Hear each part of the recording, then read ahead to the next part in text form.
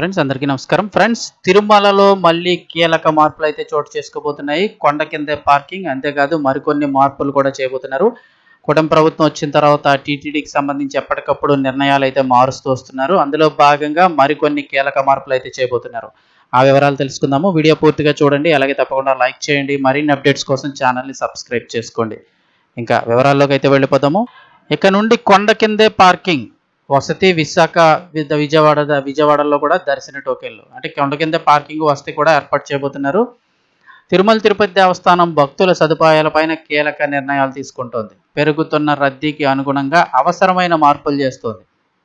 వేసవి రద్దీ వేళ సామాన్య భక్తులకు ఇబ్బంది లేని విధంగా కార్యాచరణ కొనసాగిస్తోంది. ఇదే సమయంలో శ్రీవాణి టికెట్లు ఇక లక్కీ డిప్ విధానంలో అందుబాటులోకి తేవాలని భావిస్తోంది. తిరుమల కొండపైన వాహనాల రద్దీ నివారణ కోసం కొత్త ప్రణాళికలు సిద్ధం చేస్తోంది. బ్రేక్ దర్శనాల్లో కోత విధించి సామాన్య భక్తులకు ప్రాధాన్యత ఇవ్వాలని నిర్ణయించింది. టీటీడీ శ్రీవాణి టికెట్ల విషయంలో తిరుమల తిరుపతి దేవస్థానం కొత్త ఆలోచనలకు శ్రీకారం చుడుతోంది. ఆన్లైన్లో శ్రీవాణి టికెట్ల జారీ విధానంలో జరుగుతున్న అక్రమాలను నిరోధించేందుకు ఈ టికెట్ల జారీ గరిష్టంగా 1500 దాటకుండా చర్యలు తీసుకుంటున్నారు. అదే సమయంలో విజయవాడ, విశాఖతో పాటుగా రాజమండ్రి విమానాశ్రయాల నుంచి కూడా శ్రీవాణి కోటా జారీ చేసే అంశాన్ని పరిశీలిస్తున్నట్లు ముఖ్య అధికారులు వెల్లడించారు.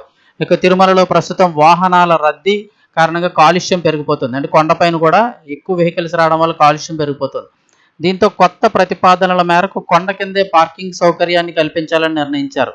ఇందుకోసం జూ పార్క్ రోడ్లో సుమారు 300 ఎకరాల అటవీ స్థలం ఉండడంతో వారికి టీటీడీ భూములు కేటాయించి ఆ స్థలంలో మెగా పార్కింగ్, వసతి, స్కానింగ్ హబ్ ఏర్పాటు దిశగా ఆలోచన చేస్తున్నారు. అక్కడ నుంచి విద్యుత్ బస్సుల్లో తిరుమలలోకి వెళ్ళేది అంటే కొండపైకి ఆ జూ ఏరియా నుంచి ఆ తిరుమలకి పైకి కొండపైకి వెళ్లే విధంగా ప్రణాళికలు అయితే సిద్ధమవుతున్నాయి. ఎలక్ట్రానిక్ బస్సులు అయితే వచ్చినాయి కదా, ఎలక్ట్రికల్ బస్సులు.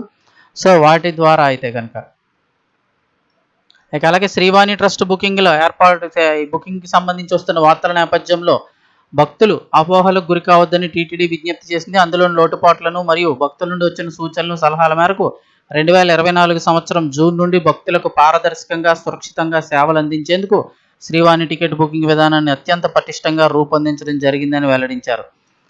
శ్రీవాణి టికెట్ బుకింగ్ సైట్ను హ్యాక్ చేయడం లేదా వ్యవస్థలో చొరబడడం ఎట్టి పరిస్థితుల్లోనూ సాధ్యం కాదంటూ టీటీడీ స్పష్టం చేసింది.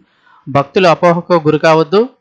అయితే కొందరు దళారులు ఆధునిక సాంకేతిక పరిజ్ఞానాన్ని దుర్వినియోగం చేస్తూ ఏఐ ఆధారిత ఆటో ఫిల్లింగ్, ఆటో కాపీయింగ్ వంటి పద్ధతుల ద్వారా వేగంగా వివరాలు నమోదు చేసి టికెట్లను బుకింగ్ చేయడానికి ప్రయత్నిస్తున్నారని వివరించింది.